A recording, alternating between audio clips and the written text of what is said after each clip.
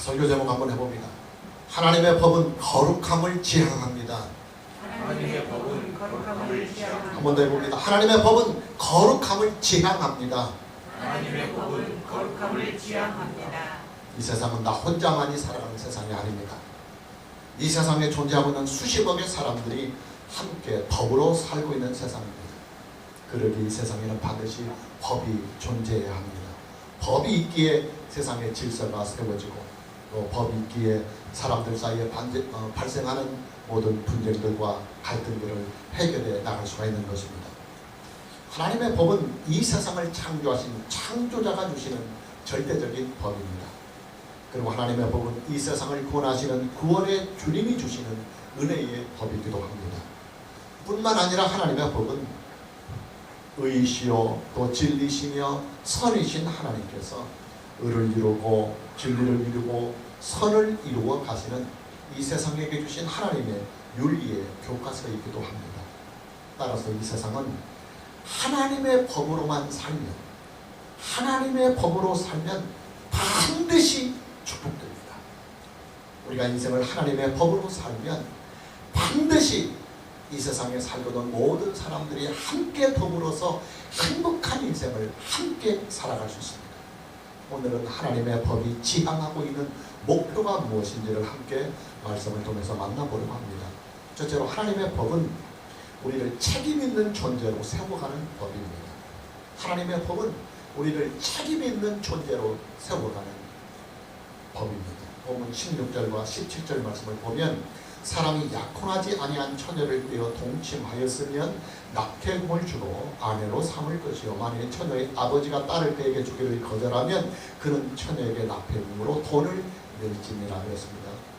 여러분, 간음이란 부부의 성 밖에서 일어나는 성의 일탈을 간음이라고 합니다. 간음은 명백히 죄이기 때문에 십계명에서 강력히 규제하고 있습니다.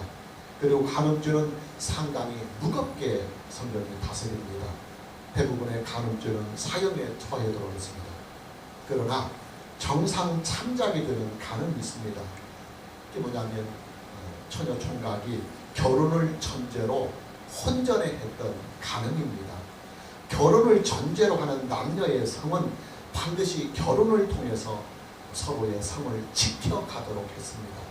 원칙적으로 부부의 성을 벗어나는 모든 성은 다 죄이지만 그러나 이미 지은 그 죄를 책임지려고 하는 사람들에게 하나님은 공유를 베푸십니다.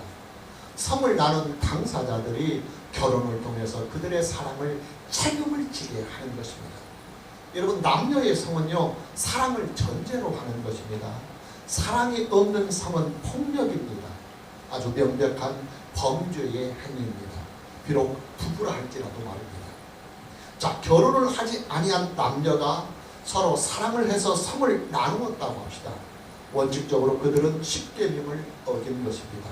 그러나 그들이 서로 사랑으로 나눈 그 성에 대하여 서로 책임을 지려고 할 때 하나님은 그들에게 공유를 베푸십니다. 그 책임이 뭐냐면 결혼을 해서 평생 동안 함께 부부로 사는 것입니다. 사랑을 해서 나눈 남녀의 성에 대하여 서로에게 그들이 나눈 성에 대한 책임을 지켜야 하는 것입니다. 그러나 이 결혼이 여자 측의 반대로 인해서 성사가 안 되는 경우도 있을 수가 있습니다. 여자 측의 부모가 이 결혼을 반대할 때 그럼 이 두 사람의 혼전의 성은 무엇으로 책임을 져야 합니까? 오늘 성경은 배상금으로 책임을 져라 그렇게 말씀합니다. 억지로 하는 결혼은 서로에게 불행한 일입니다. 단순히 책임에 떠밀려서 결혼을 하는 것은 서로에게 불행한 일입니다. 그러기에 하나님은 결혼 전에 있었던 성에 대하여 일단 남자 쪽에서는 그 책임을 의무적으로 물어서 상대방 처녀와 결혼을 하게 하고 여자 쪽에게는 여자 쪽 부모들의 동의를 참고해서 동의 여부를 참고해서 결혼 여부를 결정하도록 했습니다. 남자 쪽과 여자 쪽 모두가 당연히 결혼을 하겠다고 한다면 처녀와 총각은 결혼 절차를 밟아서 부부가 됩니다. 그러나 이 결혼을 여자 측에서 원하지 않는다고 한다면 남자는 배상금을 지불해서 책임을 지게 하는 것입니다. 그러나 여러분, 하나님의 이 법은요, 처녀 총각에게만 해당하는 법입니다. 이미 결혼을 해서 가정을 가지고 있는 사람은 부부의 성을 벗어난 성을 일체 해서는 안 됩니다. 여러분, 이미 결혼을 해서 가정을 가지고 있는 남자나 여자는요, 부부 밖에서 일어나는 성에 대하여 책임을 질 수가 없습니다. 여러분, 그렇잖아요. 이미 가정을 가지고 있는 부부가요, 이혼을 해서 성을 나눈 당사자들끼리 함께 살 것이 아니잖아요. 왜냐하면 이혼 자체가 성경에서 금하는 법이기 때문입니다. 그렇다면 돈으로만 배상해서 책임을 질 수 있는 성질도 아닙니다. 부부를 벗어난 성은 돈으로만 취할 수 있는 것이 안 됩니다. 돈으로 취할 수 있는 문제가 전혀 아니기 때문입니다. 여러분, 하나님께서 우리에게 주신 성에 대한 윤리의 법을 보면요, 책임성이 아주 강조가 되고 있습니다. 먼저 남자나 여자나 모두 결혼 전까지는 성의 순결성을 보존해야 하는 책임을 지겠습니다. 그리고 결혼한 부부는 평생을 부부 안에서만 성을 사용하도록 하는 이 책임을 부부에게 지게 하셨습니다. 여러분, 하나님께서 사람에게 주신 성은요, 아름답고 거룩한 것입니다. 그러기에 성은 잘 지켜져야 하고 그리고 잘 보존이 되어야 합니다. 성의 아름다움과 성의 거룩함을 지키는 것이 뭐냐면 책임성입니다. 책임성.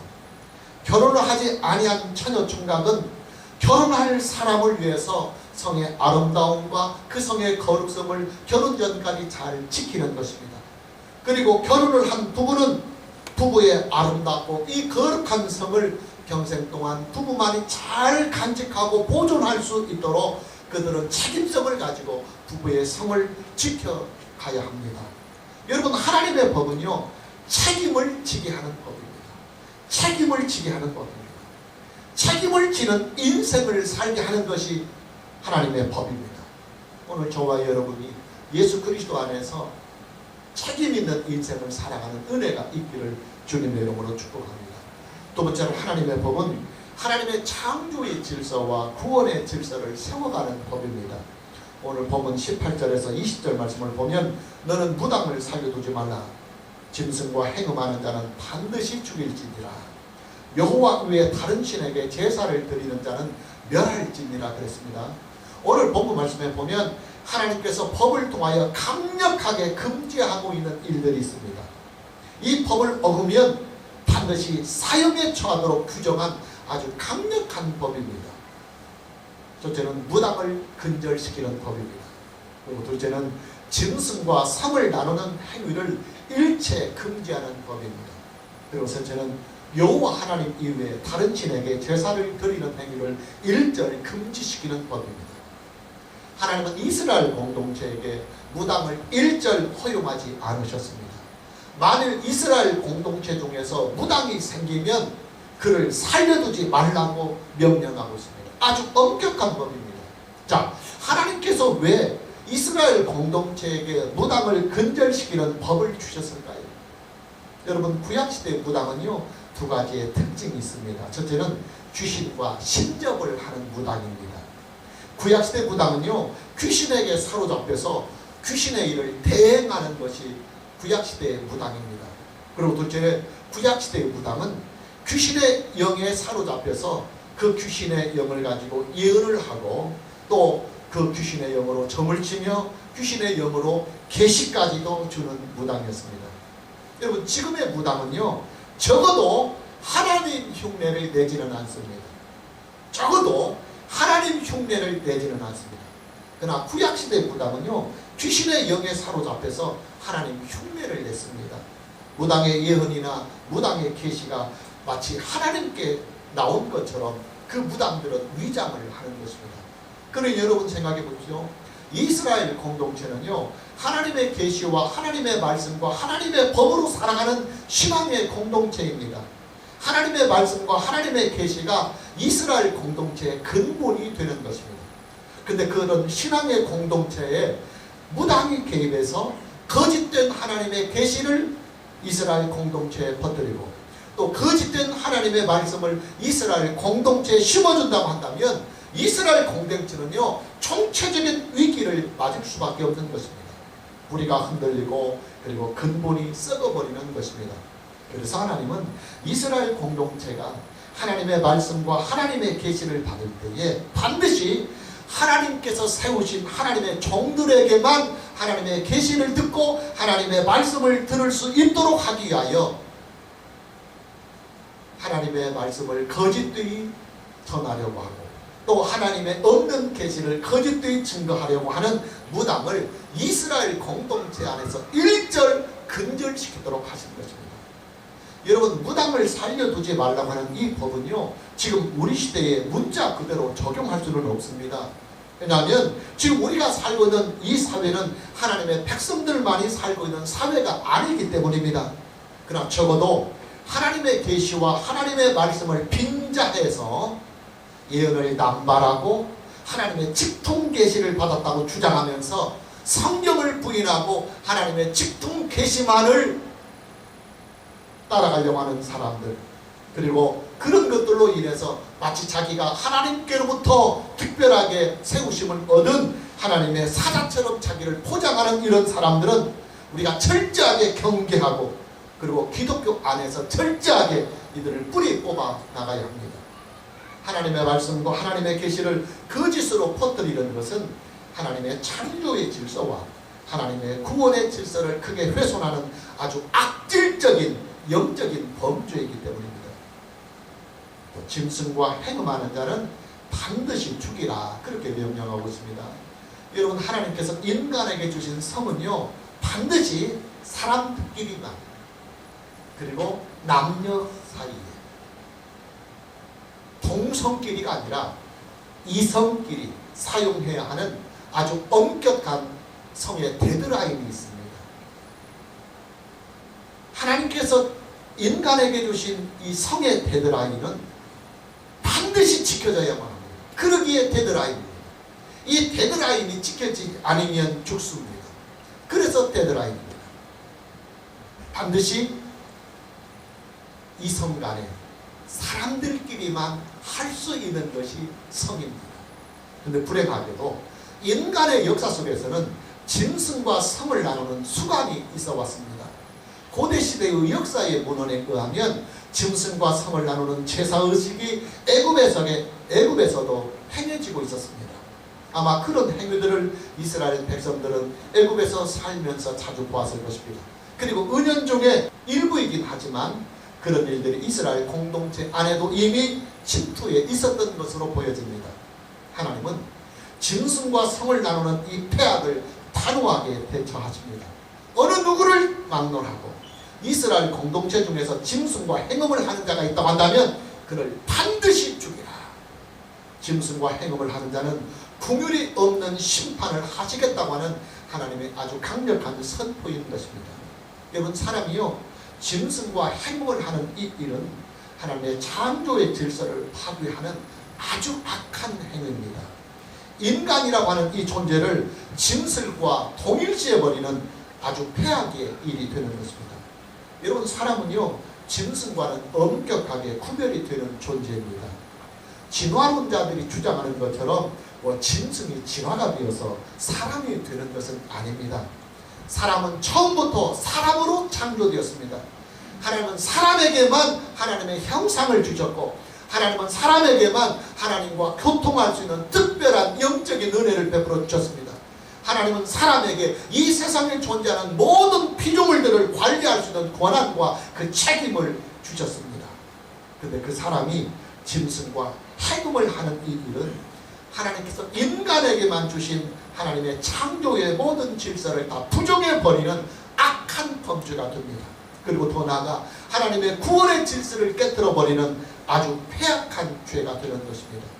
당연히 하나님은 하나님의 창조의 질서와 구원의 질서를 깨뜨리는 이 악한 행위에 대하여 가장 엄중하고도 가장 강력한 형벌로 그 죄를 다스리는 것입니다. 여호와 외에 다른 신에게 제사를 드리는 자는 멸하라, 그렇게 말씀하고 있습니다. 여러분, 하나님은 독재자가 아니십니다. 하나님은 절대자요 지존자이시지만 사람들과 협력해 나가시면서 사람들과 함께 하나님의 일을 수행해 나갔습니다.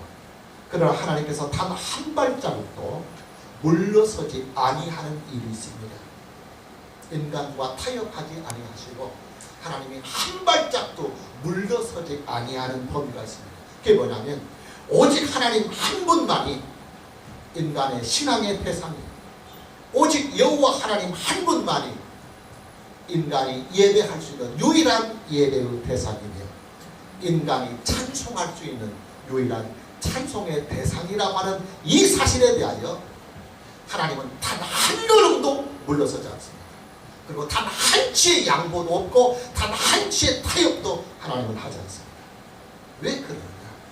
하나님 한 분만이 유일하게 존재하시는 참된 신이기 때문입니다. 하나님 한 분만이 세상과 인간을 창조하셨고 하나님 한 분만이 창조하신 이 모든 세계를 구원하시고 심판하실 수 있는 자격과 권한이 있기 때문입니다. 그러기에 인류는 오직 하나님 한 분만을 믿어야 하고 오직 하나님 한 분에게만 예배와 찬송과 기도를 드려야 하고 그리고 오직 여호와 하나님 한 분만을 우리는 섬겨야 하는 것입니다. 여호와 하나님 위에 제사를 드리는 자는 멸하라고 하는 이 하나님의 법은요, 인간의 데드라인입니다. 생명의 데드라인입니다. 그리고 동시에 생명의 마지노선입니다. 이 선을 넘으면 반드시 죽습니다. 하나님의 긍휼이 없는 심판을 받습니다.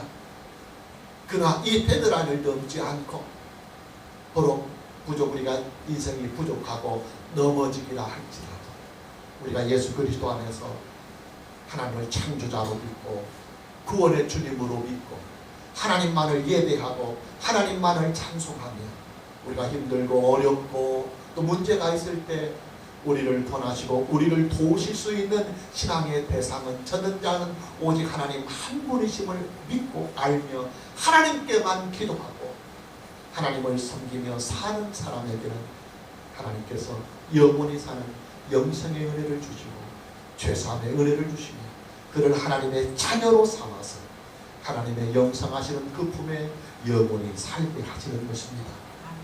여러분, 저와 여러분은요, 그 어떤 상황이나 그 어떤 환경 속에서도 하나님께서 우리에게 주신 이 데드라인을 넘어서는 안 됩니다.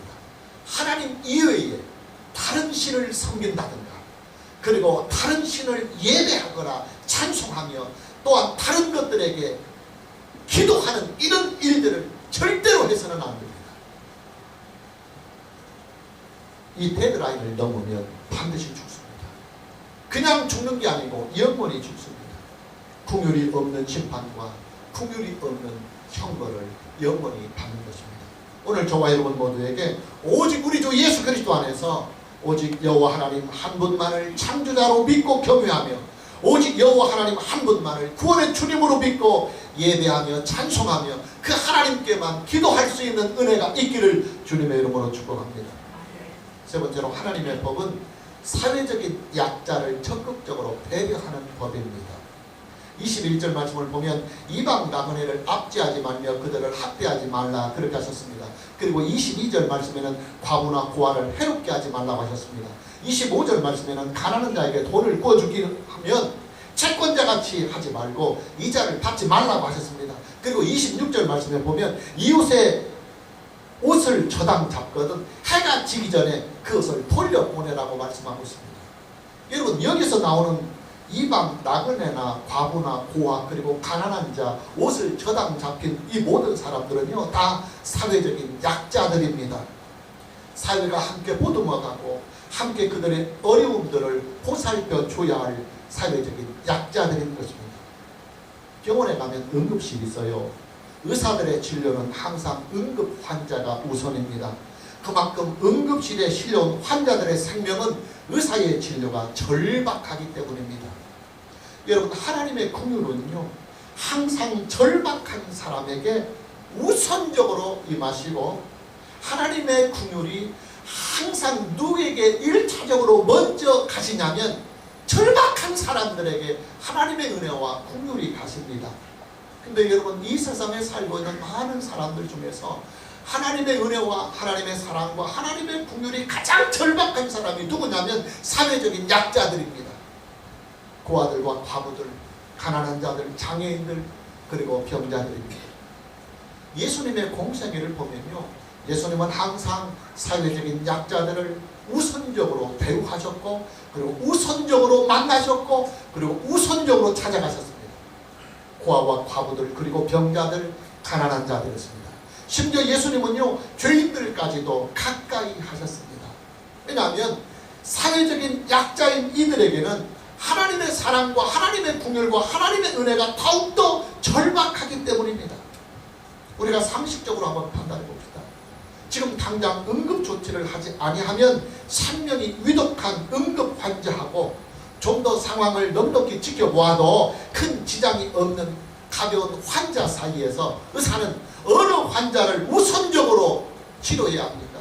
당연히 응급 환자가 우선입니다. 여러분, 하나님의 궁율이 없이는 생존 그 자체가 어려운 사람들과 하나님의 궁율이 없이는 인생의 소망이 전혀 없는 그 절박한 인생을 살아가는 약자들에게 하나님의 궁율이 가장 우선적으로 다가가고 하나님의 사랑과 은혜가 가장 우선적으로 임하는 것은 지극히 당연한 일입니다. 그런데 만일 어느 누군가가 하나님의 궁율을 우선적으로 입어야만 하는 이 사회적인 약자들을 괴롭히고 있다거나 해롭게 하거나 아니면 그 사회적인 약자들을 착취하고 있거나 그들의 인권을 유린하라고 한다고 합시다. 하나님께서 결코 가만히 보고 있지 않습니다. 당연히 하나님은 하나님의 궁율이 절박한 사회적인 약자들 편에서 그들의 절박함과 그들의 그 고통에 대하여 하나님은 하나님이 가지신 능력을 쓸 수밖에 없는 것입니다.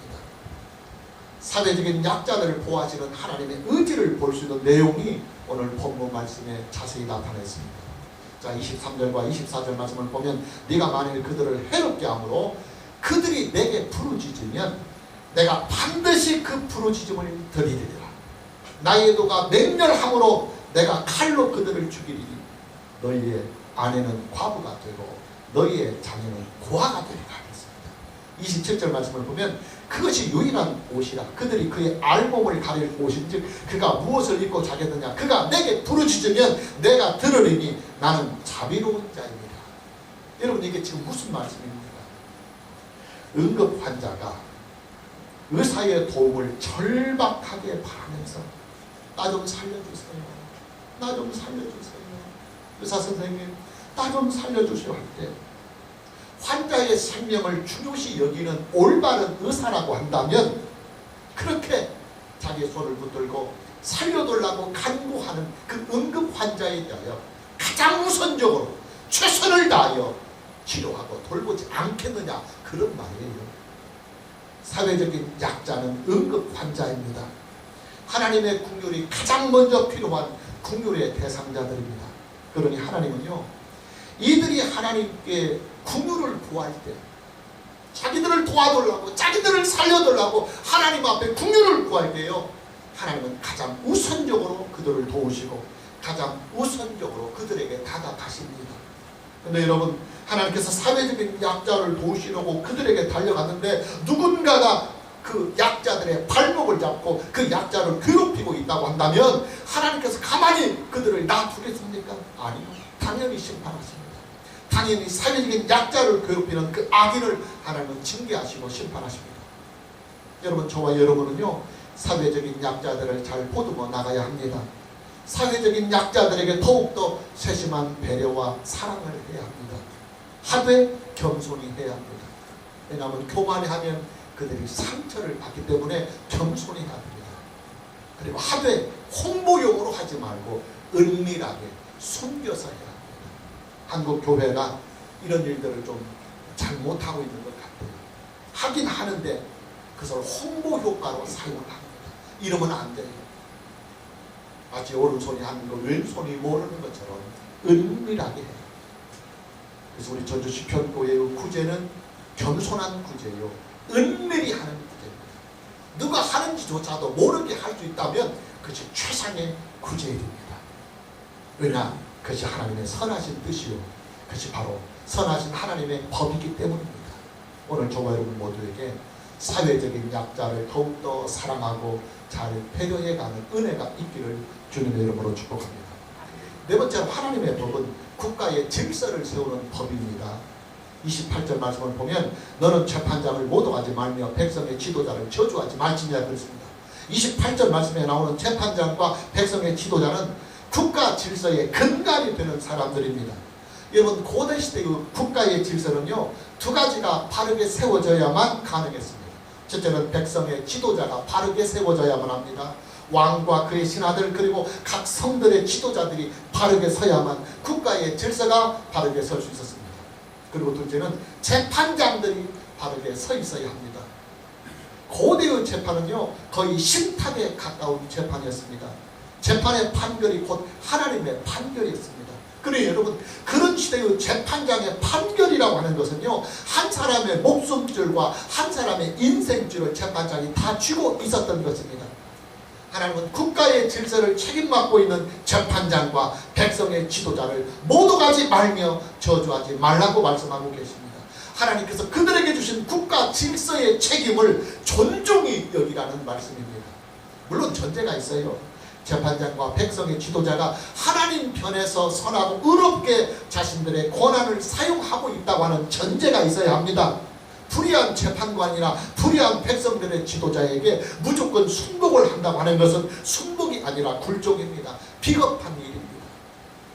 그러나 일반적인 경우 국가의 법대로 세워진 재판장과 백성의 지도자에게는 일단 우리는 경의를 표하고 그들에게 예의를 갖추고 그리고 존경을 하는 것은 국가 질서를 위하여 성도들이 행해야 할 마땅한 의무다 하는 것입니다.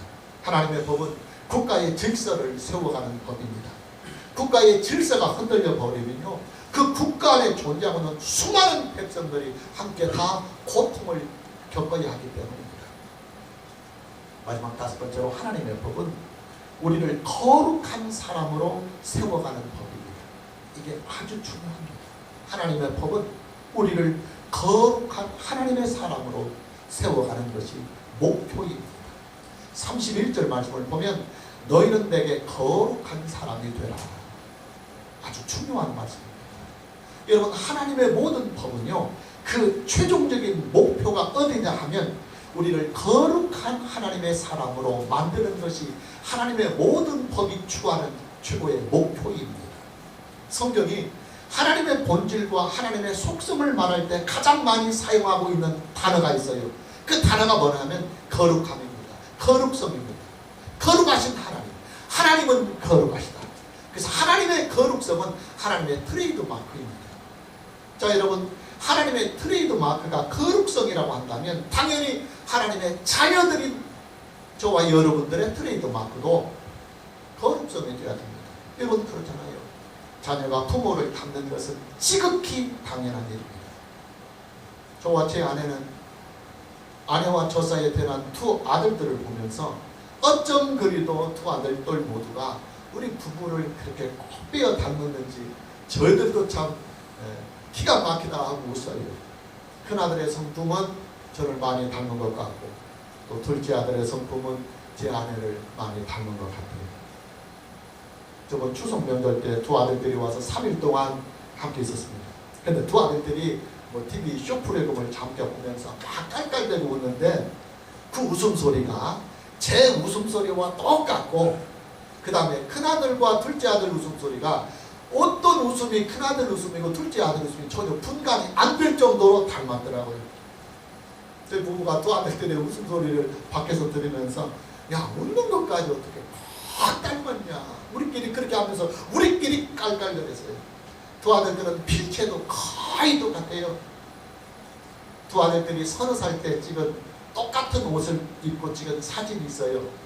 집사람이 만든 옷인데 그것을 큰아들이 30살 때 입고 덕진공원에서 한번 사진을 찍었고 그리고 그 옷을 남겨두었다가 둘째 아들이 30살이 될 때 똑같은 옷을 입고 덕진공원에서 같은 자리에서 사진을 찍은 옷이 그 사진 찍은 게 있어요. 근데 그 사진을 보면 저는 지금도 이게 큰아들 사진인지 작은아들 사진인지 분간이 안 될 정도로 거의 반반이에요.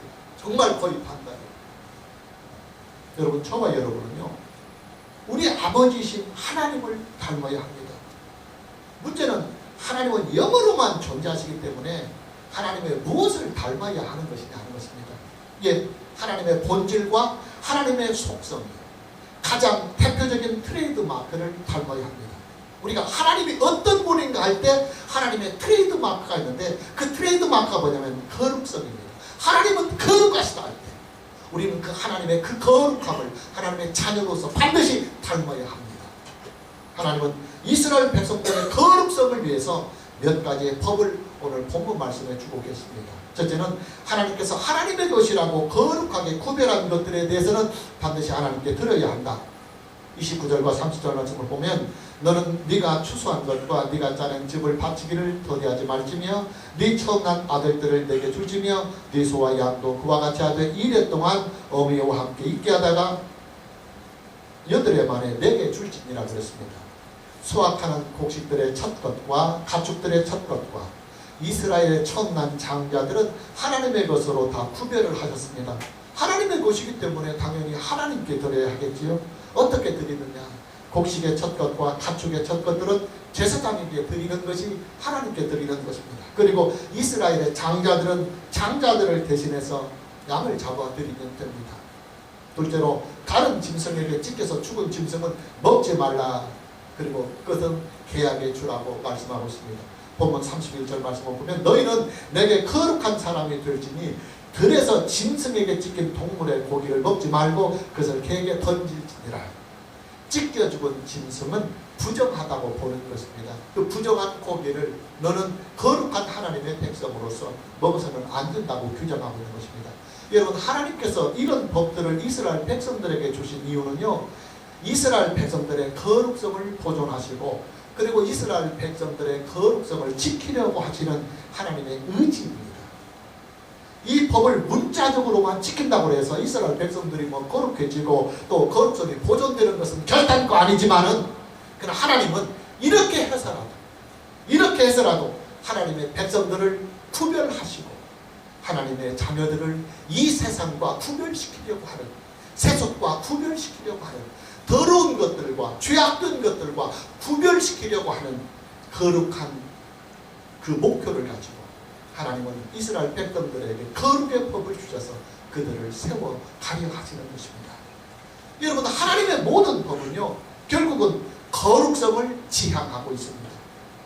하나님 앞에서 그를 믿는 모든 자들을 하나님 거룩성을 닮아가게 하고 그리고 사람들 앞에서도 하나님의 거룩하심을 성도들을 통해서 나타내려 하시는 것, 이것이 바로 하나님의 법이 지향하는 최종적인 목표인 것입니다. 오늘 저와 여러분 모두에게 남은 인생 예수 그리스도 안에서 성령을 쫓아 하나님의 말씀 안에서 거룩하게 사는 은혜가 있기를 주님의 이름으로 축복합니다. 찬양합니다.